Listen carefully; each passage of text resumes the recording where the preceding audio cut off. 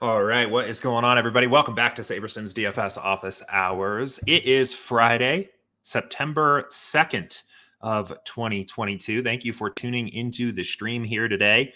My name is Jordan. I'm the head coach here at SaberSim, and on Office Hours, I answer questions from the SaberSim community about how to better build your DFS lineups. If you have questions you'd like me to answer on this stream here, you can ask them in YouTube chat. You can also fire away at me in the Office Hours channel in Slack. And if you happen to catch the recording of this show or the podcast version of this show over our long Labor Day weekend here coming up, and you have a question you would like to be answered on this show, you can email us, support@sabersim.com. I will get to it on the very next Office Hour show. We're closing in on football season here, less than a week away now from the opening kickoff. So very excited. We will have a big suite of different NFL content coming at you over the next week and really probably even over the next 2 weeks. So stay tuned. Still figuring out what exactly is going to happen, what day on our end, but expect a stream next week with the models team talking about the NFL sim. Expect some new videos on our YouTube channel about how to build better NFL DFS lineups, how to beat NFL DFS, and of course, normal office hours mixed in there, some opportunities for some Q&A about NFL strategy. We can talk baseball too, of course, if people like myself are still grinding the baseball streets.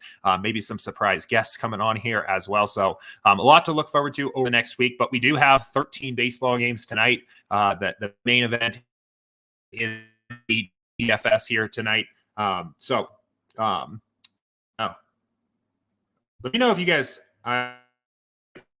seems like having maybe some internet issues here, which is not a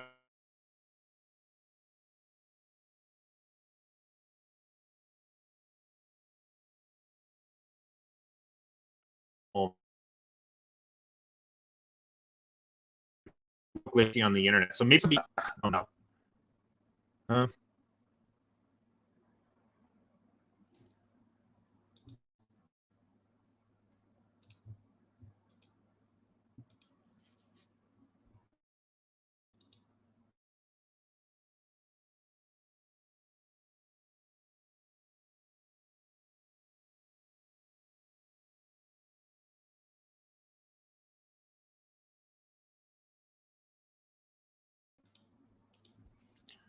All right. I am hoping that this stabilized here. I apologize here. I had to do an emergency stream from home today. The internet is not great here, so we're trying to make it work. But it looks like we've stabilized here. So looks like we're doing okay. All right. On my end, it now looks like we're live. It looks like we are all better. I apologize for the false start here. I'm not sure how much of my brief intro was communicated there via the internet issues. But short version was, if you have questions you want me to answer, post them in YouTube chat.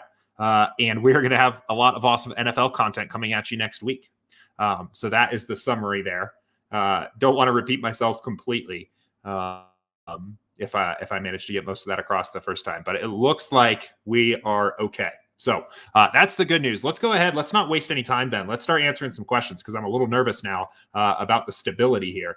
So let's go ahead and just, Fisty in Slack said Jordan's on the dial-up. I'm not far off from dial-up here right now. So we're going to make it work. We'll get through it. Let's go ahead. Let's get started. First question from Three Putts, and I think this is a good one to get started with here today. He said, how do we solve the problem of setting min exposures for pitchers at a position where increased sim precision still doesn't diversify much? We will now get two very low on pitchers paired up, and those minimum exposures are likely to be too weak and minus EV. The option I see is use filters and go through and lock players in lineups that you like, which is time consuming, or with rolling with what SaberSim recommends. Yeah, so let's get a build going here.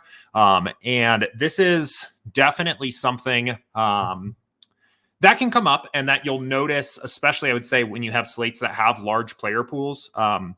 If you are trying to get some exposure to players or teams or stacks that aren't showing up very much in your pool, right? Because there's going to be so few of those lineups, A lot of times those lineups are going to have lower saber score. A lot of times those lineups are going to be lineups that you might not otherwise want to play. I know I often talk about the pool of lineups being viable, right, for a particular contest. Generally, all lineups from your pool are viable, and I think that's true in a very general sense. I think that's true as a general rule. Obviously, that can't necessarily be true 100% of the time, where literally every single lineup is just as good as the rest. So I'll show you kind of an example. If we go in here and start looking at different pitchers, and let's just say hypothetically, let me look over at the pool exposure. So let's say we want to get some exposure to Dustin May, right? He is he's 10-1, right? Not a great matchup, not a very good overall projection, but a very low owned play. And maybe it's an opportunity that you think is a little bit of a leverage spot, right? And we say that we want 25% exposure to Dustin May in this portfolio of lineups. We're using every lineup in our pool that has Dustin May in it, right? And then if we go and actually look at these lineups here, right? The saber scores are going to be a little bit lower, and it may not be that you're getting the best version of these particular lineups, right? If typically if you're taking a stand and you want to get some like leverage plays, some lower owned pitchers in your pool, I think, the way I often think about that is I want them to be coming along with, to me, that's probably like enough leverage, right? So like I would probably want to see that my Dustin May lineups were paired with like maybe well projected or relatively chalkier other stacks or pitchers or something like that, right? Like I don't necessarily need to make Dustin May get paired with Alex Cobb. Maybe like most of them should be with some better overall projected pitchers or some better overall projected hitters. So what I would recommend is I would recommend using this pool exposure, right? And looking at this number and kind of getting an idea of about how many lineups in your pool feature that particular player. And if it's sub, it really depends on how big your pool is. And it also depends on how many lineups you actually need to build. But when it starts getting down here, like sub, 2, 3, 4, even 5%, right? That is when I would at least consider taking a different approach here, right? Like even if you wanted to get more, Domingo Germán exposure, just as another hypothetical example, right? There's 3 times more lineups with Germán than Dustin May in our pool, but it's still, you're only talking about 15 lineups of a pool of 500, right? Like another way of actually kind of thinking about this is the pool is almost saying like this, that we, at least based on the way the projections are set right now, that we don't think this is necessarily as much of a viable angle. So all of this to say, I think the best actual response, the best approach to resolve this is to make a change to the inputs themselves. And how I would go about doing this is by changing the team totals. So I would come over here because then you're going to get a correlated change, right? If you're higher on Dustin May than we are, right? And you think that he is deserving in being more than 1% of the lineups in your pool, I would actually come over here and maybe do a run adjustment to the team on the other side. And we can do this with Germán as well, just as a hypothetical. And what that should do is at least influence the player projections to give you a little bit more of that player in your pool, right? So we can go here and, also take Tampa Bay down. I recommend starting generally with about a half run of an adjustment or a half run decrease there. I think that works pretty good. And going from there. And then we can rebuild. And hopefully what this will do is it will give us more of both of those players in our pool, and it will give us better lineups and better versions of those players in our pool, right? So we'll let this build here and see what it looks like.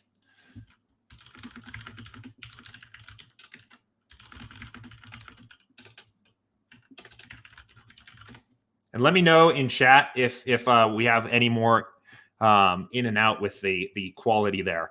I'm like fingers crossed here that we get through this thing safely here today. 90% of the time we're all good here, but occasionally we've had some issues. So okay, so now we can go ahead and look here again, and now we're actually getting a little bit more Germán in our pool here. Are we getting into any Dustin May? We have 6% Dustin May, right? So now we have a little bit more. So if we then came in and said we want 25% in our pool, it's going to do a better job of identifying stronger Dustin May lineups, right? See, now we see him paired with Charlie Morton. In this case, Dean Kremer, who's a cheap option. I mean, the important thing to remember in this particular, on this particular slate is that May is actually expensive. So we generally have to pay him with probably more cheaper options, but we're getting better stacks as well. Like the quality of these lineups are just going to have a higher saber score, right? So that's what I would recommend doing. And I do think just looking at this pool number is a good starting point of seeing like, how viable does SaberSim think this play is? I often come at that from the angle of saying, well, if you're not getting a lot of that player in your pool, maybe they're not a viable play. But obviously, there are ways to add value with projections, right? There's going to be situations where our model is a little bit off, and maybe there's a better play that we're not really accounting for there. In that case, I would then go and say, basically, you're telling SaberSim, no, I actually do think this player is actually a decent play. Bump up the projection. You'll get a better pool as a result of that. So, good question. One, I don't think I've really covered in detail here before. So I think a good opportunity to get things started there. So cool. Okay, so question here from JSJR. I'm going to answer this one quickly, just because I think this is kind of a tricky question to answer. He said, when I'm looking at the hitters list, how's the best way to read their projections? I want to use SaberSim batter data for prop betting. The short answer to this, and I know this isn't necessarily the answer that you want to hear, is that we're more optimized right now for the DFS side of things. We had a prop betting calculator in the past, as well as some prop betting plans that were suited a little bit more for betting. At the moment, we're geared a little bit more on the DFS side of things. I think with pitchers and just in general props, where you generally have a situation where the book kind of wants even action on both sides. You can sometimes just find some value by looking at something like strikeouts and looking for a bet where you can get there are times where, especially early in the day, I find that the book has plus money on the side of a bet that we clearly favor, right? Like if this was,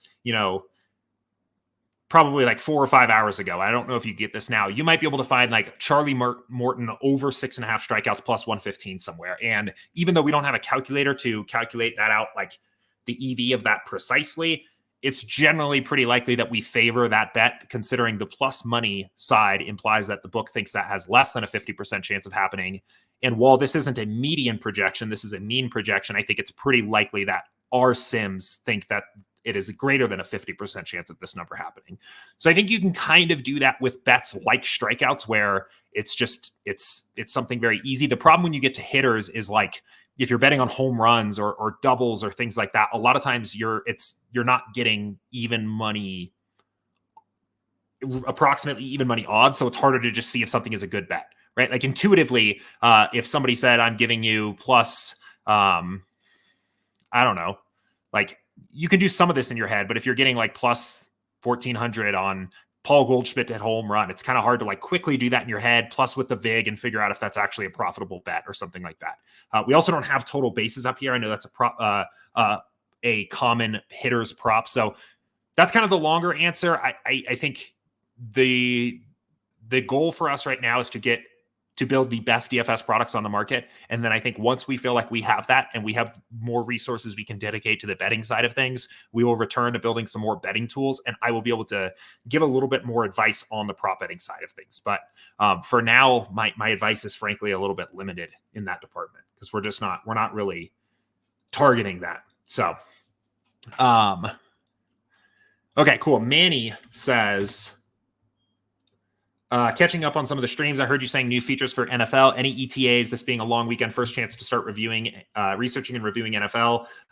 Let's go Fins. This is our year. Yeah. So we do have more features coming. I don't expect them to land prior to the kickoff of week 1. But a few things that we have been talking about. I think the big one is our new rules dashboard, is kind of the way I'm calling it. It will basically be an overhaul to this section of the app where we have our stacking and our player groups. And I think it basically gives you almost unlimited customization over the rules and groups that determine the way your lineups end up getting constructed. So that's pretty exciting. I know for NFL in particular, there is generally people want a very high level of control over what kind of constructions they're getting in their lineup. So I don't think that's likely to happen week 1 or next week, but very early at the start of football season, we should have that out. So that's kind of the next big update there. Okay, cool. Gus had asked a similar question. So yes, obviously the new slider settings went live, but stay tuned for the rules dashboard to go out. And let's see here. Cool. Cool. Let's get another question pulled up here. Here's what we'll do. This is one from KG. Oops. And KG said, it's me again. Yesterday was a break-even day, which is truly a win in the DFS world, especially playing the profit plan. It is. It's important to remember that. I was wondering today on stream, can you give us a navigational strategy on how you would approach tonight's slate from an ownership/stack exposures type of way on FanDuel? Yeah, let's do it. Let's talk about the slate a little bit. Pull this up. So I'll kind of do a walkthrough. I haven't looked at the slate at all, so we'll do this kind of live. Apart from just that very first build that I did, I haven't really looked at this. So here's kind of like basically what I would say is my blueprint for how I at least first start all of my MLB DFS process. So I'd want to get a little bit of an idea, get familiarized with the slate a little bit here. So we'll start with the pitchers. And what I typically like to do is just get an idea of what the pitching projections kind of look like. And I actually like to look at it from a salary standpoint. So top to bottom salary, and just kind of see how things are breaking out as well as ownership. So to me, first glance, it looks like we have like this very flat tier up at the top here with like all of kind of the higher priced arms up here, all similarly projected, except for the one exception of Charlie Morton, who it also looks like we expect to gain a ton of ownership here. So like one mispricing, it kind of seems like, all maybe similar tiers of pitchers, but one just elite matchup here. So definitely think Charlie Morton will be the chalkier option on FanDuel here tonight. And then kind of going down the list here, again, a pretty flat, I would say mid-range tier overall. Basically, I'm looking for like big discrepancies in either ownership or projection as I'm going down the list. And it looks pretty flat until we get to, say, David Peterson, who looks like that will probably be the preferred cheaper option at pitcher. But I would say kind of looks like a two-horse race here at pitcher on FanDuel tonight, with a significant amount of the ownership going to either Morton or Peterson. And then basically, I would say anything else is relatively contrarian for the pitchers here. On the hitters, I'll typically scan through our team totals and just familiarize myself first with the team totals. So Boston, anything over 5 runs typically jumps out to me. So we have Boston, New York stand out as probably pretty popular options here tonight. And then no other teams above 5 runs on our sims. I assume Vegas is close behind here. So typically when I see situations like this, I think you kind of end up often getting a little bit of runaway chalk. So I would not be surprised to see Boston be quite a bit chalky. One thing we can check here is the how Vegas has these games projected and see if there's any discrepancies there. Let's go ahead and quickly check. Okay, so one thing here. So the Mets look like they're a little bit more, according to Vegas, part of that just second tier. I think the Cardinals might be a little bit chalkier than we project, but it does look like Boston is coming down. So something to maybe pay attention to throughout the day here is how far this total continues to come down. It's possible that by lock, the field is treating them a little bit more as just equivalent to some of these other top teams instead of being kind of a runaway best stack. But either way, I expect they're likely going to be pretty chalky.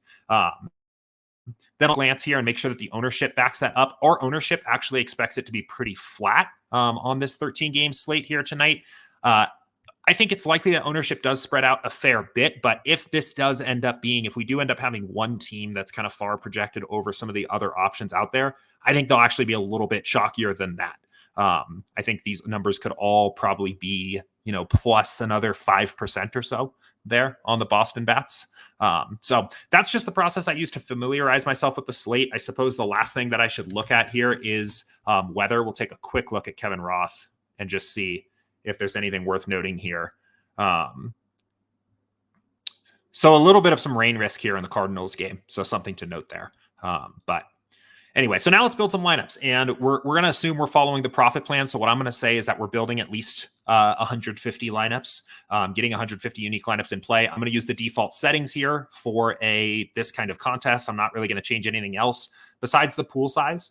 I typically do like to up this pool size to 1,500, especially if I'm playing more than 150. So let's let this build here. And then we'll talk about, I think really what KG wanted me to focus on here is how am I managing my risk and how am I maybe finding some leverage opportunities with my exposures in the post-build process. So let's let this get built and we'll go from there.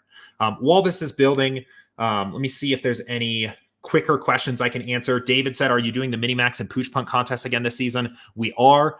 Expect news about that no later than like very early next week. I think by Tuesday of next week, we'll get information out about that. It will be one thing that I know for sure on that is it will be DraftKings only this year.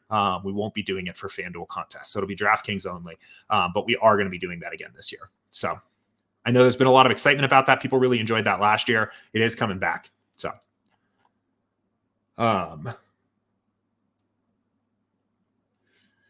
quickly too as well, Dante said, Jordan, are the old sliders still viable in MLB? I've had a ton of success with them. I would say yes.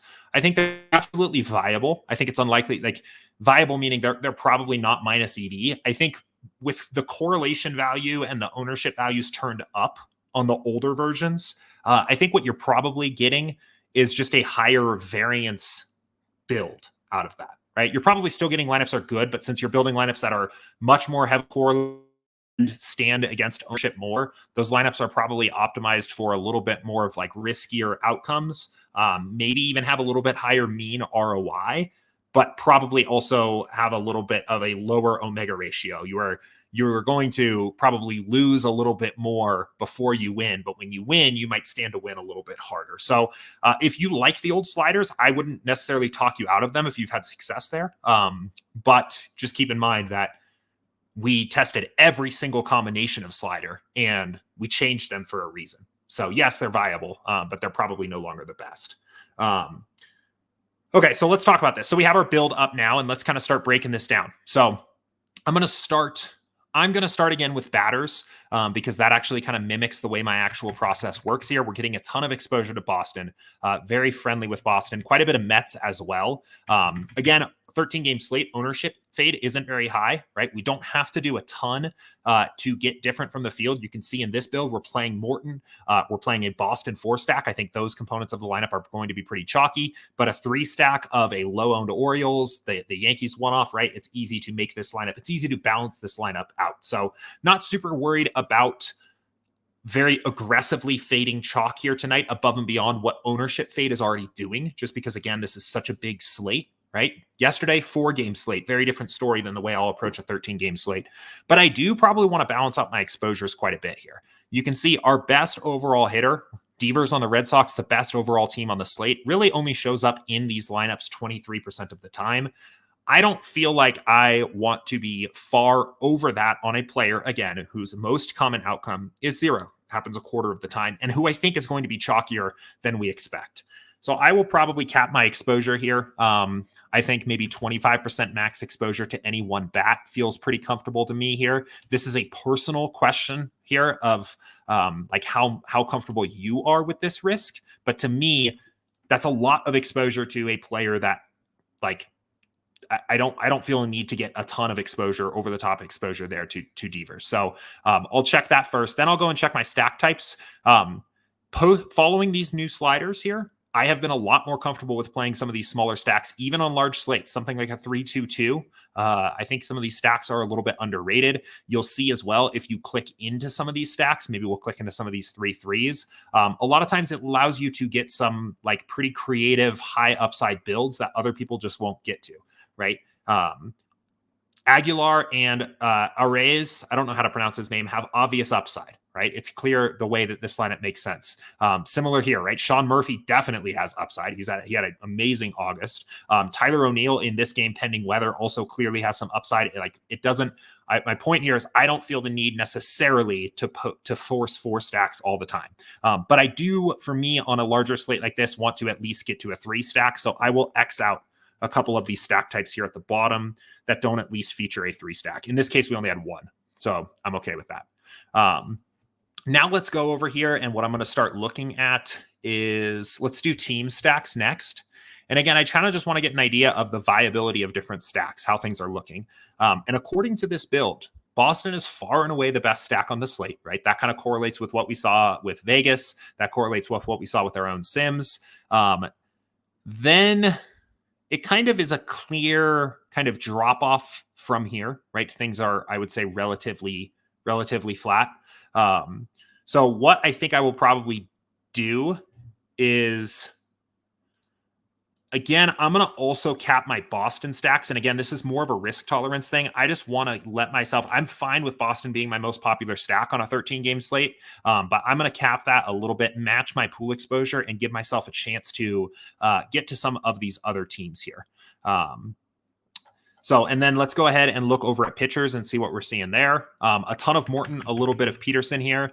If we look at the pool, Morton accounts for basically 33% of like what is viable lineups. And then we have a kind of Peterson and McCullers tier, and then everybody else is sub 5%, right? So I think I'm okay playing quite a bit of Charlie Morton here because you're capturing a lot of just the pitcher equity on the slate. But I do think Peterson and Lance McCullers are actually both pretty intriguing options here. So what I might do is just make sure that I'm getting to a little bit of these guys as alternatives to Morton, right? And I'm not going to worry. I'll play if there's a handful of lineups with Jeffrey Spring or Pivetta or these other guys getting into my builds. I'll play a couple of those lineups there as well. But I do want to get to a little bit of exposure with some of these guys because I do think there's a little bit of a tier there, and there is a big ownership drop off there. I feel like that is somewhat of a creative way to get unique tonight, especially on a slate where my most popular stack might be the most popular stack. From there, that would probably be like kind of a good baseline point for me to start with. I'm like pretty comfortable with how things are looking here. Just overall, I would probably go back through and iterate one more time and just double check. Iterating meaning like going back through the exact steps I just took and making sure that nothing changed, right? We see some of these smaller stack types start to creep back in. I'll double check my hitter exposure and make sure that nothing got out of whack there. Feel pretty good about that. At this point, if you wanted to kind of start testing viability, I think this would be a good baseline, right? This is like probably my framework. This is where I would like start with my lineup construction for this slate. If I wanted to go one step further, I could start looking, maybe I could do some additional research. Maybe I could find some additional interesting leverage spots, right? One thing I could do here is just kind of see and look for discrepancies in my stack pool exposure versus my stack exposure, and see if I want to get to any of these teams here. When like an overall good baseball team has a lot of stack pool exposure but isn't showing up in my lineups a lot, sometimes that can be a little bit of a flag to me. New York and the Dodgers both stand out in that regard here tonight, right? Like, so what I will sometimes check is like, what is the expected lineup for those teams? Like, do we have a good version of the lineup there? That doesn't work very well. And see, just like if I kind of like the lineup, but the Yankees are pretty much back to like the Yankees are pretty much back to full strength here. And I think the Dodgers lineup looks pretty strong as well. So those are typically teams that I would be comfortable like maybe getting a little bit of additional exposure to there. So maybe let me find them again. Maybe again, just matching the pool exposure and just getting some teams that I feel like on a night-to-night basis always have upside, maybe getting a little bit more of them into my pool. If you did any of your own like research or in the form of a research build or something like that, or maybe you want to get some direct leverage on a team, right? I wouldn't talk anybody out of maybe potentially being interested in some Miami stacks here tonight. If we do have this like runaway chalk with Charlie Morton, how much Miami stacks should I get? Well, we have 3% of them down at the bottom of our pool. I think at least as a starting point, 3% Miami stacks are at least somewhat intriguing, right? They actually like grade out as like not even like the worst stack on the slate, right? There's like clearly a little bit of upside there. So something like that I think makes some sense, but that's kind of my foundation of how I would at least get this build started for tonight. So, and I don't always have an angle, right? In fact, I would say that the larger the slate gets, the less I have like a team or player specific angle that I want to target. So this build might just be kind of done. Like I might be happy to enter this at this point. So.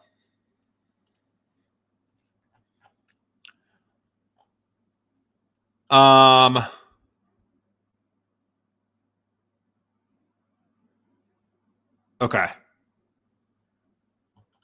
There was a follow-up question here, or maybe not a follow-up question, a question from Nipsey here. Let's see. I think it's similar to what we were just talking about. Hey, Jordan, since primarily you show examples of how you are able to mitigate risk and get greater diversity in your lineups, can you walk through examples for players that you are willing to assume a greater amount of risk? For example, what would you do pre-build? How would you manipulate the sliders differently? And what would be done post-build? Thanks. Okay, this is a good question. This is a good one. So there's a couple things I do. So typically I look for reasons. Well, I don't even know if that's the way I would actually describe it. So I'm typically willing to accept additional risk, I guess is one way to look at it, or to just play more exposure to players, to good players, right? And to lower owned players, right? And some of this I think kind of requires a little bit of like sports specific knowledge here, or like intuitive knowledge, but that's like basically kind of what I just did with the Dodgers and Yankees, right? Like I didn't really have any reason other than the fact that I know that the Dodgers lineup is night after night a highly skilled lineup, and the Yankees lineup night after night is a highly skilled lineup, and they are probably going to project pretty well regardless of their matchup or park. That I'm willing to play a little bit of them. Plus, I know that they're going to be lower owned, right? Or even if you don't know, right, I can kind of just go like look that up and see that, Dodgers actually are a little bit higher owned. Yankees are like, mostly sub 10% owned. Judge is always popular, but like mostly 5 or 3% owned. So apart from just risk management, right? Apart from just like risk mitigation, what I'm doing to basically every player in the pool, adjusting players to diversify there, I will sometimes what I ultimately end up doing to take stands is kind of apply a little bit of like sport knowledge or almost intuition and make some adjustments there. Another way you can look at this is like, so let's go back to the pitchers here, right? And we can kind of ask ourselves, or we can kind of look at trying to see if I can come up with an example. So you might look at this and be like, I'm trying to come up with another example. It's not really great on the pitchers as much. I'm also generally like, if I can find a combination of a player that like projects pretty well in raw points, right? Even if actually, I guess this is a decent example, right? Like if you were looking to take a stand on a particular pitcher, right? I would probably be a little bit more interested in going out and finding some exposure to a guy like Luis Castillo, who is a expensive, right? You got to remember salary here is also a projection, right? Salary is essentially the sites version of a projection. So this isn't, even though we don't have Luis Castillo as highly as projected as somebody like Charlie Morton, and even though salaries can be inefficient, this is kind of a data point for you that the site has a stance on this player. I would probably be more willing to like get some additional exposure to a lower owned, higher salary player than a lower owned, lower salary player, right? Because I have at least like some additional reason to think that player possesses some upside that isn't being captured in the Sims, right? Like, maybe Yu Darvish is a better example, right? Who's projected for one projected ownership, right? We have 5% Yu Darvish in our pool. He's 10-1, right? We could probably come down, here and find, Domingo Germán, back to Domingo Germán, or Kyle Gibson, or somebody like that, who is also 1% projected owned. I would probably be more willing to take a stand, or potentially like maybe get some exposure to a guy like this, who I think just has a little bit higher upside in general, because that is a more skilled player with an overall higher salary, who just like has overall higher raw scoring upside. So that's kind of the two angles I look at it, is like, one, is the field underestimating, or even projection models underestimating just kind of the raw skill of this player, right? There's situations like that. NFL coming up next week too. There are situations throughout the season where, you'll end up, let's just like go look at NFL real quick, where like because of a perceived bad matchup, a superstar player is just not gaining any ownership, right? We don't have a lot of ownership projections out for week 1. We'll see how things kind of shake out. But again, often it ends up coming with a salary. If we end up like going into week 1 and Tyreek Hill is actually a decent example. Like if Tyreek Hill ends up coming in at like 4 or 5% ownership, just because there's going to be so many people getting exposure to these late games, right? And this game overall, I think isn't, a primary target. I think the most popular games for week 1 are going to be the 3 late games here: the Chiefs, Cardinals, Packers, Vikings, Raiders, Chargers, and then also the Eagles game. I could see a situation where a guy like Tyreek Hill ends up coming in at like 5%. And even if our projections or any site's projections don't necessarily back him up being like an elite play, even relative to ownership, that is a guy sometimes I will be willing to take a little bit more risk on, just because I know he has upside, right? He's clearly a talent, and it just seems like we're missing out on talent there. So that's kind of a situation there. DG has a perfect example of Taylor versus the Bills, right? Where you just kind of end up with an elite superstar talent that is very low owned. And even if you look at the projections would probably argue like, hey, maybe that's not the best play, but you know that the upside week after week is there. So, other situations. So that's kind of like the main one. Other situations is like as the size of the slate gets really small, or even as you get to a 1-game showdown, I will start just taking stands purely because of ownership, right? Like that's kind of what was happening almost yesterday, where like when we were looking at this 4-game slate we had yesterday, which was, this one. So we talked about this on stream a lot yesterday. Why did I pump up some exposure to Rockies, which obviously didn't pay out, and Orioles, which kind of did? Because the slate is so small, there is so much direct leverage you can get by fading these 2 chalky pitchers that I don't even need to know anything else other than I'm just going to basically take additional risk, because you are getting sub 5% ownership on guys on a 4-game slate. Like it is too low of a number. So those are kind of my main situations where I'm willing to do that. And it's is there elite talent that is just getting overlooked, or is maybe even underprojected? And is there, especially on smaller size slates, is there like significant leverage opportunities based on ownership? But tough question to answer. Some of that is a little bit harder to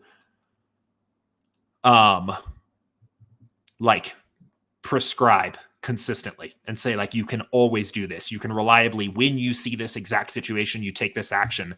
Some of that is a little bit more of like a gut feeling. One thing that can kind of help add to that gut sense is I think our percentiles do a pretty good job of picking that up. Let me see if I'm right about that before I just come out and say that. Yeah. So, okay. Like this is a decent example, right? So let's say you're like, Jordan, I don't have that, but I don't have that sense of intuition for myself, right?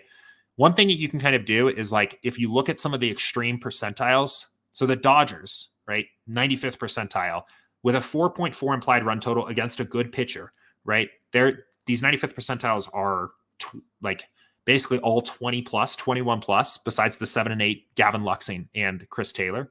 If we compare that to a just overall worse offense like the Diamondbacks, who are projected for almost the exact same amount of team totals, right? This is really only like a point difference. So maybe this doesn't demonstrate the point as well as I was wanting. Sometimes the percentiles can help you kind of build this intuition for yourself. What about Detroit? That doesn't really demonstrate the point as well as I was kind of trying to hope it would. I guess in a general term, sometimes the 95th and even 99th percentile values can help you see a little bit past the average projection and see some more of the raw upside, right? Actually, maybe a better way of doing this would be to, instead of looking at 2 teams that have the same total, is like if we look at the 95th percentile for the Dodgers, right, and then compare that to our best overall team on the slate in the Red Sox. Right. This is okay. So this is a better example. Like, yes, there's a little bit higher upside, especially at the top end for the Dodgers or for the Red Sox than there are for the Dodgers. But the 95th percentiles for the Red Sox are approximately similar to what they are for the Dodgers. Right.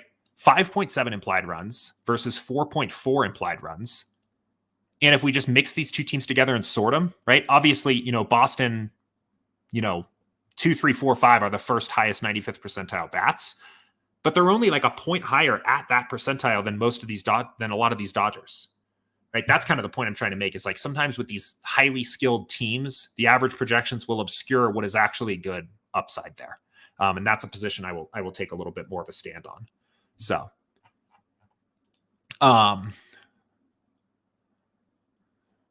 okay.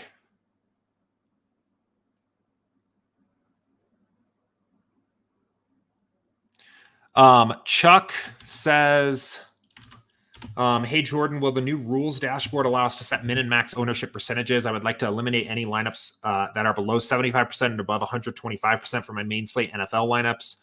But it would be nice if I could automate this process. I would have to ask.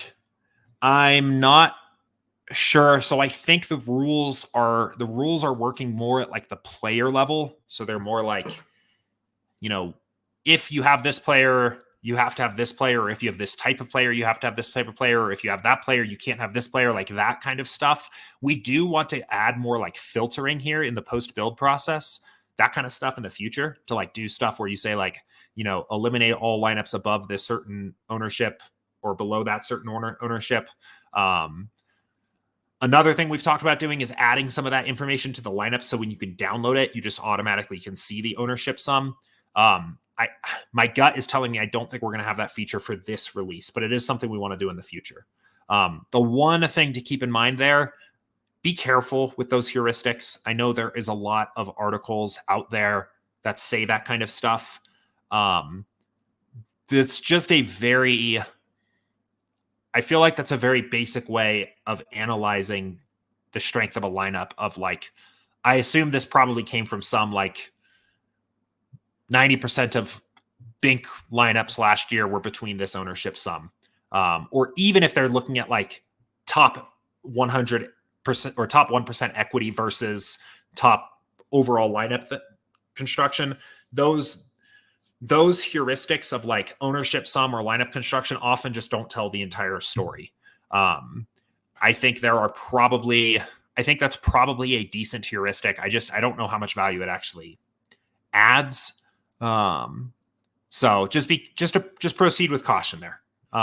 It also doesn't really handle slate discrepancies that well and differences on how the ownership falls on different slates, right? Like we will inevitably have a slate this year where we have some min-priced running back in just an absolute smash spot where his ownership projection is over 50%, right? That changes the context of a slate. And when you're looking at like, we looked at all 18 weeks last year and analyzed the Millie Maker lineups, that will just be a data point in the mix, as opposed to being a unique slate that you are trying to optimize for that particular week, right? So anyway, those heuristics always make me nervous, so proceed with caution there.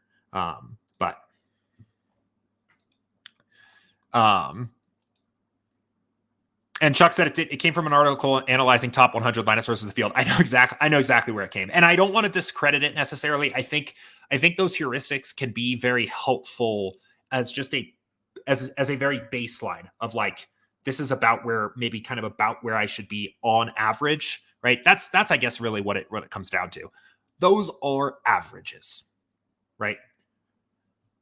That's what you're essentially looking at. Like on average, we found this, and there is a place for averages, but in a game where we are optimizing for an extremely thin outcome, a very high upside, thin margin outcome, averages can only take us so far, and they can sometimes be misleading, right? So, you might, I don't know, for the same reason player projections and projected scores of lineups help probably directionally put you in the right direction, right? With no other context, with zero other information. If I told you, hey, you can play a baseball lineup tonight that is projected for 160 points, or you can play a baseball lineup tonight that is projected for 140 points, right? You would almost certainly take the lineup that's projected for 160 points. I would too. You have no other information. But that's not the actual world we live in. In reality, you can describe those lineups in a ton of different ways. And we know just from looking at, lineups that show up in our builds with SaberSim and actually incorporating ownership and correlation and things like that, that there probably are situations where you're actually willing to take the lower projected lineup, right? It's kind of like that. Like with no other information, if you told me I could play a lineup that has 100% ownership sum into the NFL Millie Maker, or a lineup that has 15% ownership sum or 200% ownership sum, I would probably say give me the one with 100% ownership sum. But given that in reality, we have more robust tools for dealing with ownership, especially within SaberSim, do you need to set a rule limiting out all of those lineups that aren't fitting into that box? Probably not, right? So anyway, but let's go ahead and see if I missed. Tigers had asked about college football. Talked about I know there's a lot of excitement about college football here. It is on the future roadmap. It is a big data project. There are literally hundreds of teams, thousands of players. Organizing the data for college football is a big task. And between getting tennis up, between doing the work we did this year on the baseball model, between doing the work we did this year on the NFL model, along with shipping all of the features that we did over this summer, it just wasn't something that fit in. So cautious optimism for next year. I know it is very commonly requested. It seems to be a growing DFS sport. We have the slates up in the app, and you can upload your own custom projections and use SaberSim to build your lineups if you would like to. So, Neil said, are we safe to reserve our entries in the DK Minimax, or should we wait for the announcement next week? I only ask because I only plan on playing if it's for the SaberSim Minimax contest. Yes. I would say you are safe to reserve there. You probably still have plenty of time. I don't think you're going to end up in a situation where before even probably Friday of next week, that contest is even getting close to full, but it will be for the contest. The SaberSim Max Challenge will be for the DraftKings NFL Sunday main slate 50-cent Minimax. I know last year there were a couple times where somebody registered for the Thursday to Monday or the Thursday night showdown, or a variety of different things. It is that contest. It is. So make sure you get to the right one. But also, this is not the official announcement for that. That is coming next week. But yeah. So, okay. Stuff did fill quicker last week or last year. Week one is, I think those contests are probably just like supersized, right? Like they're probably not going to, let's see. How big is the Minimax? Is it the biggest contest in the lobby? I bet it is, right? Probably. Oh no, the Millie Maker, obviously. Oh, the Minimax is actually even smaller than the $1.20 max. This is a fun contest. I know we've downplayed effective entrance a little bit with our new contest selection framework. I do still think on the extremes, like on the extremes, there's still a lot of value there. Like 300,000, basically 300,000 entrants with a 20 max, right? Let's see. I mean, it's hard to beat out 300,000 other lineups, even if people just built them like randomly. That's 15,000 entrants, like 15,000 unique people playing this to fill this out, right? I mean, this has to be like so soft. I mean, it's like just absurdly soft, right? I think one of the things with the way we used to think about effective entrance in a lot of our contest selection stuff is just we overvalued it at lower amounts, right? Like I think the difference between 100 versus 1,000 versus like even 5,000, 100 to 500 to 1,000 to 3,000 effective entrants probably was not too different. But when you're talking about 15,000 effective entrants, this is such a soft contest. So is the Minimax even. But anyway, that's a rant. That's a tangent. Okay. Let me see if there's any other questions that came in here. KG, I'm glad you enjoyed this one. I'm glad this was a good stream here for you. Any other? I think we're all caught up on questions. Anything else? Any other questions here for me today?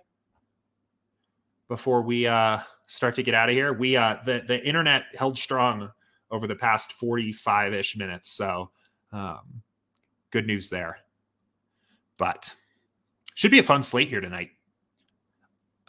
Was kind of fun to have the opportunity to to analyze this one, to do some practice builds on stream here today. I guess we didn't really look at DraftKings too much. But I imagine it's kind of a similar story. So, I missed Francis's question. I'm sorry about that.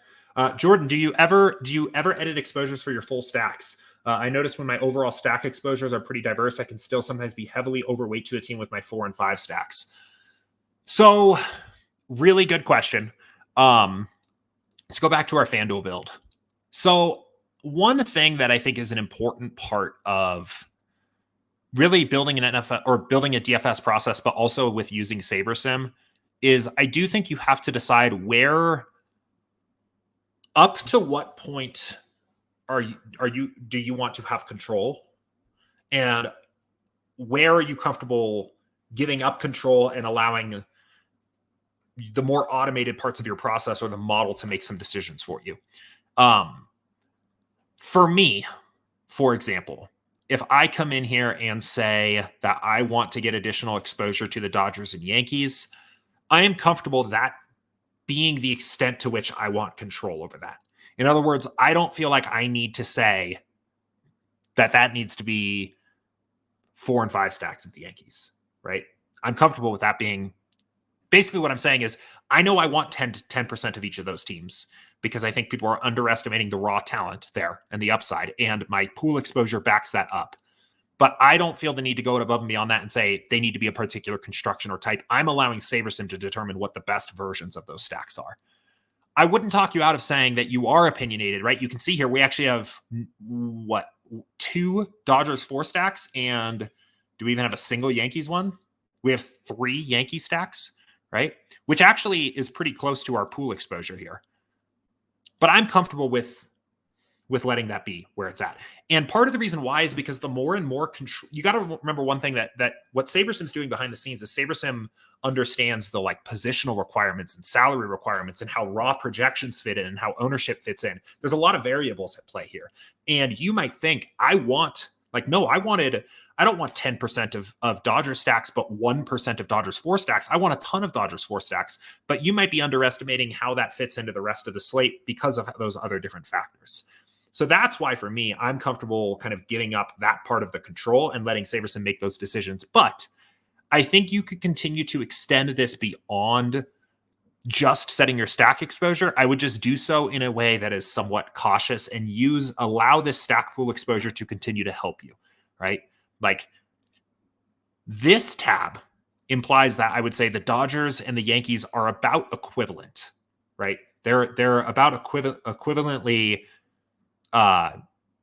represented in our stack pool exposure, right? 8.7 is not that far off from 9.7, given how much noise is here. So setting these both to 10, I think is fine. But when you come over here, this is telling us a different story. And this is basically saying, I think that the Yankees are far more viable as a 4 stack than the Dodgers are for one reason or another. So maybe even if you wanted additional control, maybe you are doing it with something like this and not here, right? Because of that. And if you wanted more Dodger stacks and you say, no, Jordan, I think that's wrong, I want to heavily stack the Dodgers, then I think you're in a situation coming back full circle to what we said at the very start of the stream, where you are coming back to this tab and you are making an adjustment that looks a little bit more like this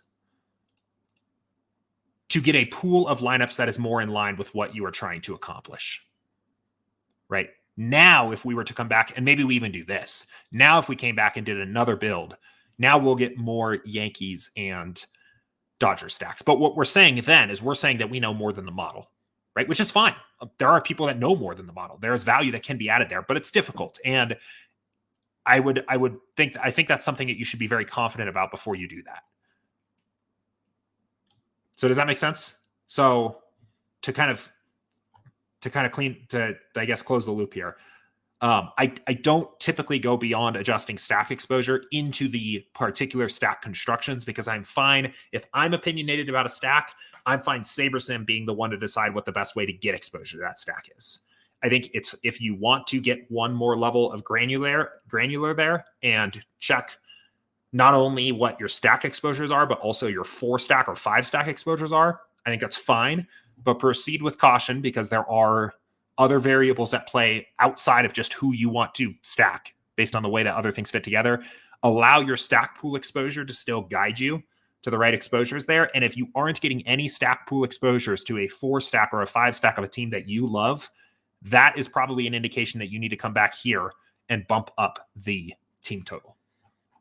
So, good question. Let me double check the YouTube chat here and make sure I didn't miss anybody else's. And I apologize again about that. Okay. Skull says, Jordan, I'm starting to realize big field contests aren't for me. Can you tell us your thoughts on big field versus small field versus medium field? Yeah. So, I mean, I think there is kind of a place for all of them in a contest portfolio, right? There are advantages to some, there are advantages and disadvantages to all kinds of different contests, right? I mean, the nice thing about big field contests is that you are often going to fill a lot of those entries with weaker opponents. And there's higher upside too. There's bigger prize pools. You stand to gain more when you're right. Smaller fields are great. You're going to probably realize your EV more often because the field is smaller, but it's generally going to be filled with sharper overall players, right? Our contest selection framework basically is intended to kind of solve this. Also, do you guys see we're getting some pretty nice new thumbnails going up on the YouTube channel, which I'm super excited about. So our contest selection framework here is basically intended to like solve that problem of like, what do we actually do with our contests? And the idea is let one contest solve the problems of the other contests, right? Create a portfolio where you balance smaller fields with larger fields so that your overall set of lineups is poised to succeed as often as possible. Now, I recommend following this, but there are opportunities, and I mentioned it in this video, to play a little bit more in line with your personal strategy, right? There's really two. One is how much bankroll do you invest on a nightly basis? And I say typically around 2.5 to 5% of your around 2.5 to 5% of your bankroll wagered on a slate, right? Well, if you are a little bit more risk tolerant, or actually, I don't even want to put it that way.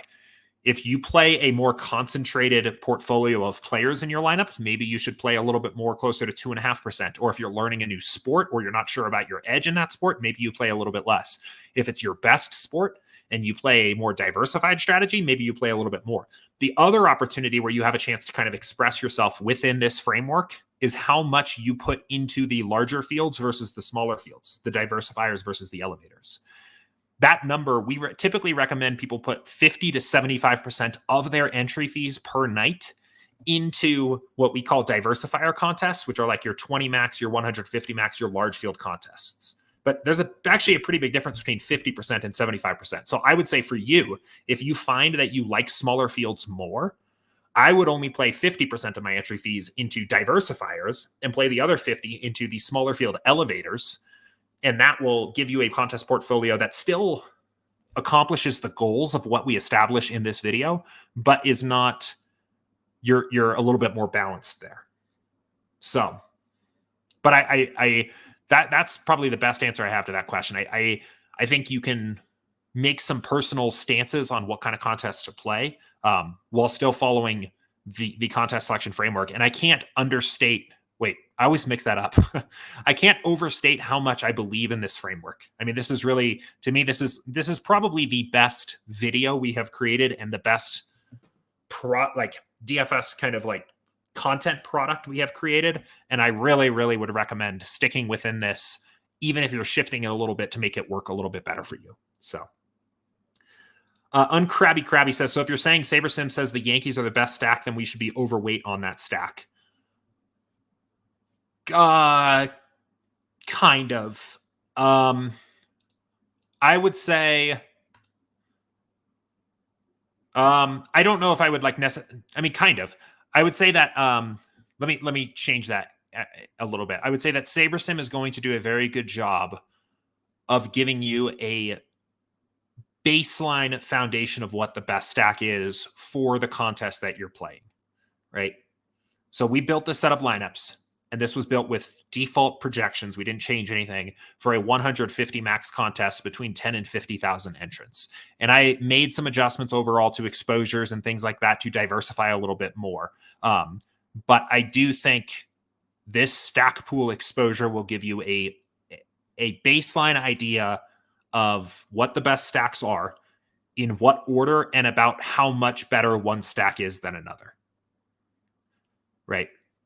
So I think in terms of should you be overweight on that stack, it starts to get a little bit more complicated, because then you start talking about things like ownership and risk tolerance, right? Like if I'm just going to reset these exposures, right? Like SaberSim here by default with no adjustments is saying that you should be massively overweight on Boston, basically. That Boston is far and away the best stack on the slate. You don't have to do that, right? And if you do, you should take some ownership over doing that, right? SaberSim is giving you this as kind of like the angle of the best 150 out of this pool of 1,500, but only 33% of our lineups in our pool of 1,500 have Boston in it. So what I would do as somebody that wants to play a very diversified portfolio most nights is I would adjust this down and still allow Boston to be my highest exposed stack. And I am still overweight on most Boston bats, but I am not as overweight. So if you don't have a sense of maybe how to answer those questions for yourself, I think SaberSim on its own, left completely to its own devices, is still going to give you a very good option, still going to give you a very strong foundation of lineups to work with. But I like to diversify a little bit more. Jimmy said, if you adjust team stacks and then adjust some player exposures, is that okay, or will it change the team stack too much? You can do both. I do both. One will work within the bounds of the other, right? Which is actually kind of why I generally like to check on both, right? Like I could come, I mean, there's different ways of doing this, but like I could be over here and say 34% Boston stacks and then go check my player exposures. And in this case, I find that things are pretty close, but sometimes you'll find that like you actually might cap Boston at 34% and find that you still have 50% Rafael Devers.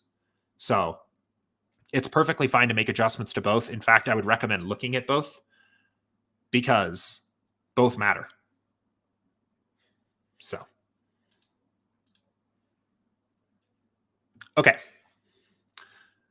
I don't see any other questions here. I know there were a couple that came in here in the last couple minutes, so I'll stick around here for a few more minutes to let any other questions come in before we head into the weekend here. But I guess go Boston, right? It seems like unless, I mean, things still have a lot of time to change, but it definitely seems like the Sims are liking Boston quite a bit here tonight. This, I think, is an interesting trend to kind of continue to see throughout the day. Is this settled in? Where's this at? Because if the field ends up thinking that Boston is about equivalent to all of these other teams, and the Sims think that they are far and away the best hitting option, I actually might be inclined to get a little bit more over the field on them, because that suddenly starts to be a leverage opportunity, I think, rather than just being a good play that I want my like fair share of exposure to. It might become a team that I actually think there's positive leverage on getting more exposure to Boston. So Jimmy says, thanks. I end up adjusting too many exposures, then SaberSim breaks on me. Yeah, I mean, I do think if you see the message that you have edited too much, I do think that is generally an indication that you might actually be making too many adjustments, or at least to come back and tweak your team totals here a little bit, right? Like figure out what teams were you bumping up and what teams were you bumping down, and actually make those adjustments on the team total side here by a half run. I think you will find that you can get a lot more, you can get a lot further with your pool that way. So there is also, though, a little bit of like a death by 1,000 cuts that can happen, where if you've adjusted like 100 different exposures between stack exposures and player exposures, and eventually, even if you're not making significant deviations off of what you were getting to begin with, there's just so many, you've set so many restrictions that there just are not lineups in the pool that can meet every single one of them.